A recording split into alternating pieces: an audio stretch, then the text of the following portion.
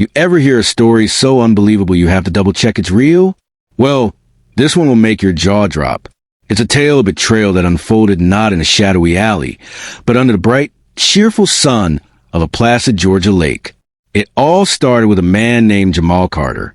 At 38, Jamal was a respected firefighter, a man used to being the one people relied on in an emergency. For years, he'd worked a brutal amount of overtime shifts, sacrificing weekends and holidays, quietly saving every spare penny. His dream wasn't a flashy car or a bigger house. It was a 22-foot, sparkling white and blue fishing boat he christened Serenity. To Jamal, that boat wasn't just fiberglass and epoxy. It was a culmination of a decade of sweat, the promise of peaceful mornings on the water, and a tangible reward for a life of service. He docked it right behind his modest lakefront home, polishing it every weekend until it gleamed, treating it with a reverence most reserved for a member of the family. So, when a mandatory week-long work training session required him to travel out of state, Jamal took meticulous precautions to ensure his prized possession would be safe. He checked and double-checked the lock on the gate leading down to his private dock. He made sure the motion sensor camera aimed directly at the boat's berth was fully charged and synced to his phone. Finally, he did what any responsible neighbor would do. He informed Carol Benson, the president of the Homeowners Association. Carol was the epitome of suburban authority, a woman who wielded the HOA bylaws like a scepter. She was always pleasant, always involved, the first to welcome new residents with a binder full of rules and a freshly baked casserole. Jamal found her on her immaculately manicured lawn, clutching her ever-present clipboard. "Heading out of town for a week, Carol," he said. "Just keep an eye out, please."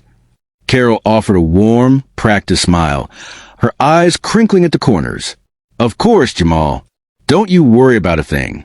We look out for each other here. You can count on me." But what Jamal didn't know, what he couldn't possibly have foreseen, was that Carol had a very different and shockingly literal idea of what keeping an eye out meant. To her, it wasn't about passive vigilance. It was about proactive enforcement. And in Carol's world, the HOA covenant was the supreme law of the land. 2 days into his training, during a late-night study session in a sterile hotel room, Jamal's phone buzzed. It wasn't a text from a colleague or a family member. It was an automated alert from his dock camera. He tapped the notification, expecting to see a curious raccoon or the flutter of a low-flying heron. Instead, the grainy night vision footage showed a scene that made his blood run cold. There, under the stark, artificial glow of his dock light, was his beautiful Serenity. But it wasn't tied to his dock. It was hitched to a trailer, and standing beside it, one hand resting possessively on the hull as she supervised the hitching process, with an air of supreme satisfaction, was Carol Benson. Her trusted clipboard was tucked under her arm. She wasn't vandalizing the boat. She was calmly, methodically, having it confiscated. The eye she had promised to keep out hadn't been one protection, but one of judgment.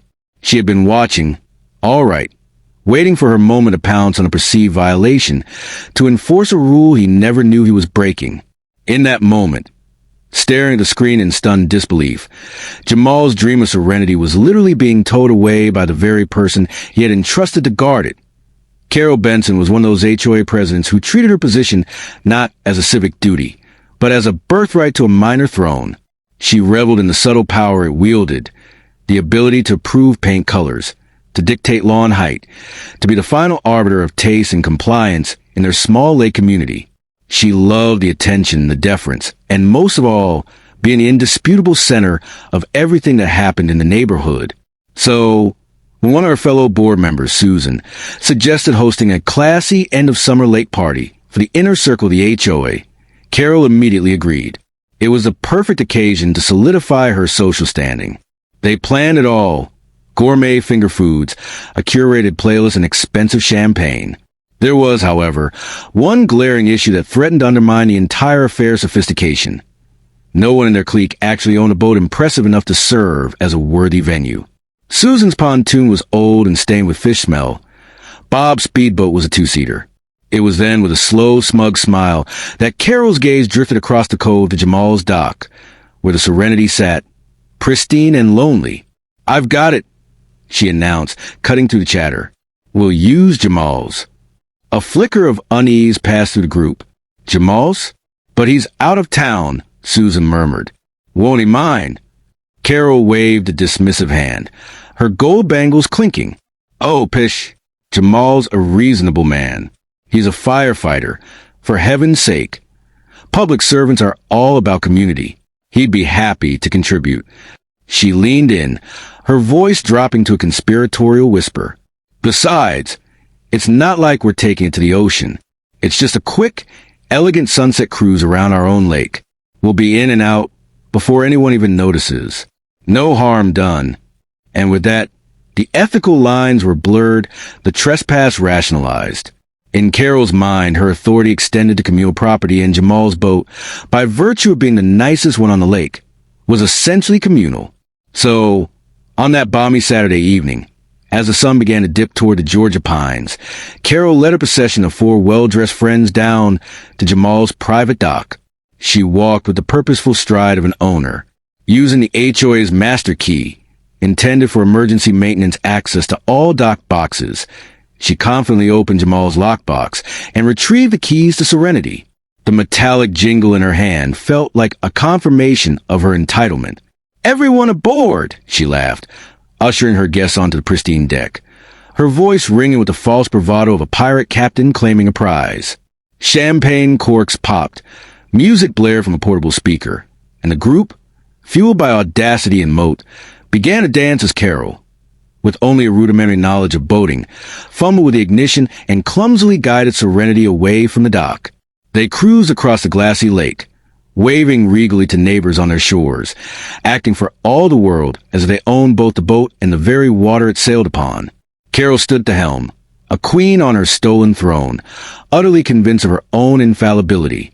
But what they didn't realize in their bubble of champagne-induced invincibility was that the lake was not their private domain. The U.S. Coast Guard Auxiliary was conducting enhanced patrols that very weekend due to the upcoming Lake Festival, a detail Carol had missed in her party planning. Their mission was to ensure safety and compliance, and from the deck of a small, official vessel, a pair of experienced eyes, shielded by aviator sunglasses, was watching every boat on the water. They had already noted the Serenity's erratic initial maneuvering. And now, as Carol's friend handed her a freshly poured glass of champagne right at the helm, a blatant and dangerous violation, those eyes narrowed. The party was about to be crashed by the one authority Carol Benson couldn't charm, bully. The golden hour had faded, leaving a deep indigo twilight over the lake. Aboard the Serenity, the mood was one of giddy triumph. Carol Benson, holding a flute of champagne aloft, was in the middle of a toast to community, camaraderie, and a perfectly planned evening. Her friends laughed, their glasses clinking, the boat stereo still pulsing with music. The spell was shattered in an instant by the sudden, silent eruption of bright, pulsating blue light, washing over their faces and reflecting off the dark water. A wave of cold dread replaced the warm buzz of alcohol. A sleek, official U.S. Coast Guard patrol boat had glided up beside them, its powerful search beam fixed squarely on the Serenity. Good evening, folks. A voice called from the patrol boat, its tone professional and devoid of warmth.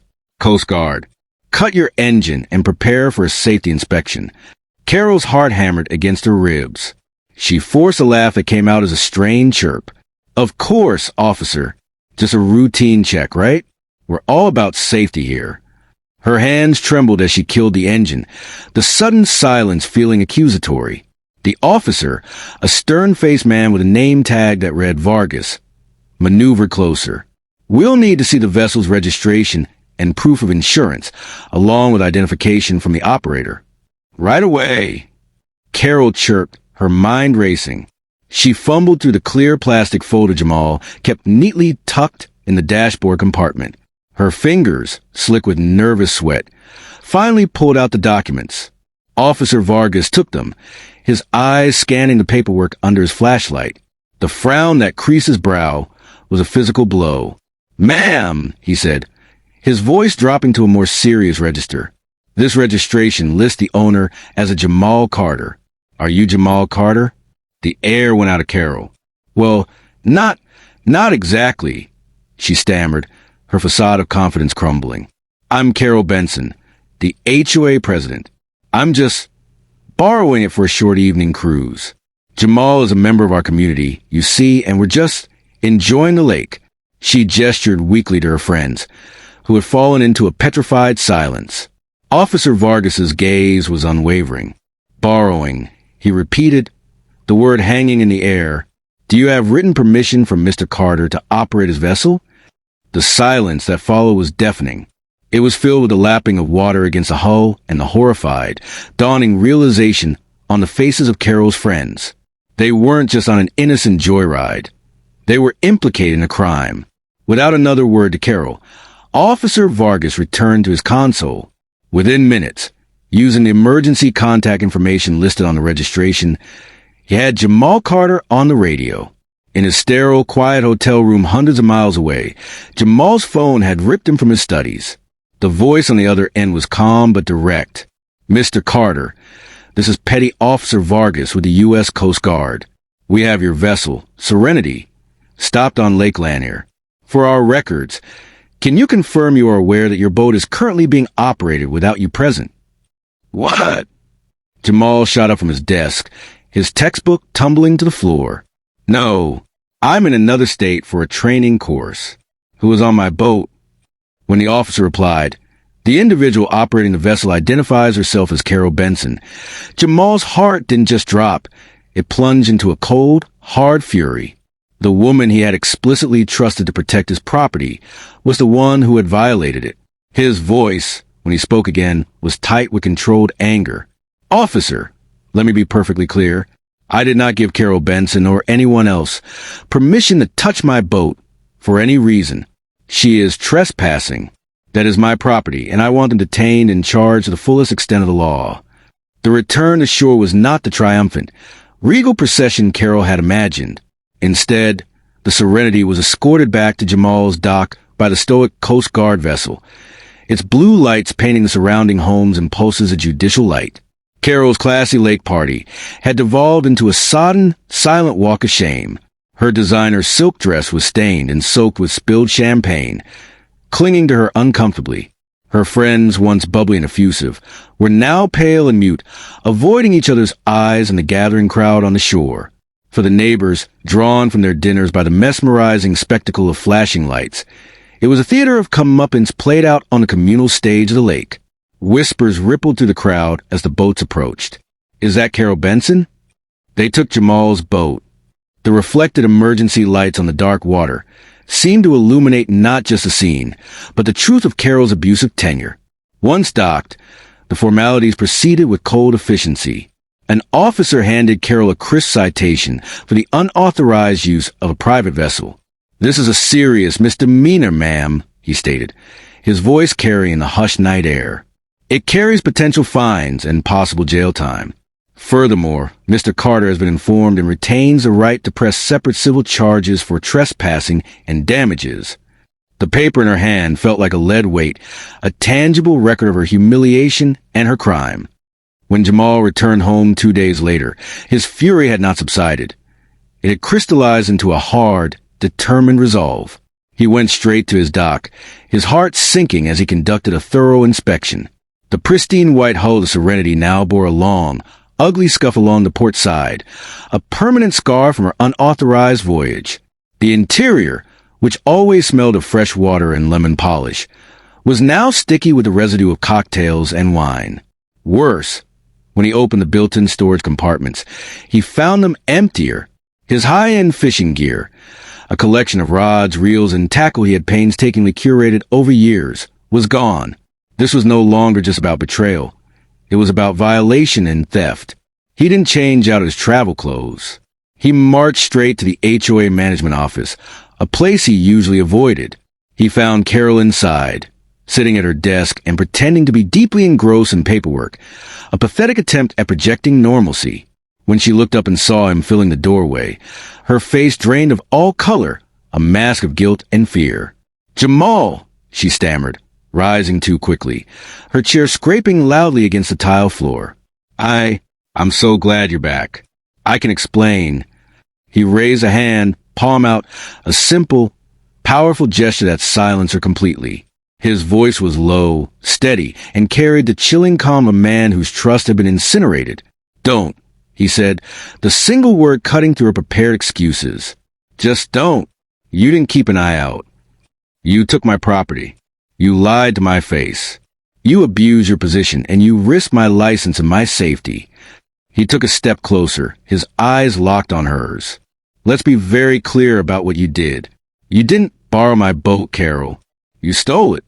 She floundered, her words tumbling out in a desperate flurry. "It was a misunderstanding, Jamal. A terrible misjudgment. We were just going for a short cruise. It was all harmless." The news of Carol's nautical arrest didn't just spread to the neighborhood. It detonated. The whispered rumors at the dock solidified into irrefutable fact, shared over fences and in group chats.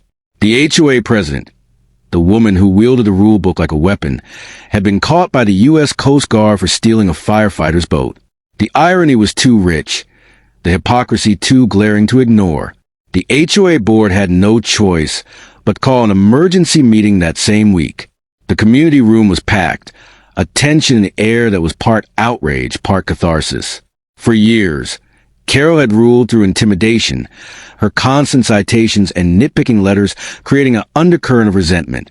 Neighbors had been afraid to speak up, fearing her retaliatory power. But now, her mask of benevolent authority had been ripped off, revealing the petty tyrant beneath. One by one, residents stood up, not to defend Carol, but to share their own stories of her overreach. The $100 fine for a garbage can put out 6 hours early. The threat of a lien over a slightly faded fence stain. The dam had broken. The vote was not just unanimous. It was a visceral expulsion. Carol Benson was officially and immediately removed from her position as HOA president. Furthermore, the board, seeking to distance themselves from her actions and appease a justified fury, voted to fine her for the property damage to Jamal's boat and for bringing the organization into disrepute. This was in addition to the legal consequences she already faced from the county for the unauthorized use of private property. Many in the community expected Jamal to press full criminal charges. He would have been utterly justified. But when he stood to speak, the room fell silent. His anger had been refined into a steely principle. "I'm not looking for revenge," he said, his voice calm but firm, carrying to every corner of the room. "Pressing charges would drag this out for months. For everyone, what I want is for this to be an example, a lesson for this community, and for any other where people in a little bit of power forget themselves." He looked around, making eye contact with his neighbors. Respect isn't a one-way street. It goes both ways. You can't preach about community rules and then treat your neighbor's most prized possession as property, like your personal playground. His words landed not with a bang, but with profound, settling weight. He had chosen restoration over retribution. In the wake of the scandal, the HOA enacted immediate reforms. The most significant was a permanent revocation of the master key system. No longer would the HOA have unilateral, unsupervised access to every private dock on the lake. The measure passed without a single dissenting vote, a clear signal that the community was ready for a new era of transparency and mutual respect. As for Carol, she became a ghost in her own home. The shame and social disgrace were absolute. She couldn't face the grocery store stares or the whispered conversations that stopped when she walked by. Just a few months later, a for sale sign appeared on her immaculate lawn, and she was gone, her reign ending not with bang, but with a quiet, efficient signing of paperwork. And Jamal? He spent a therapeutic weekend meticulously restoring serenity.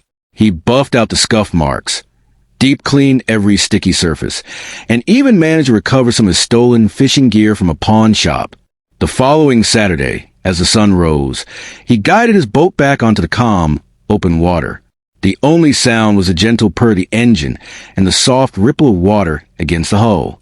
He took a deep, clean breath of the lake air, the tension of the past week finally melting away.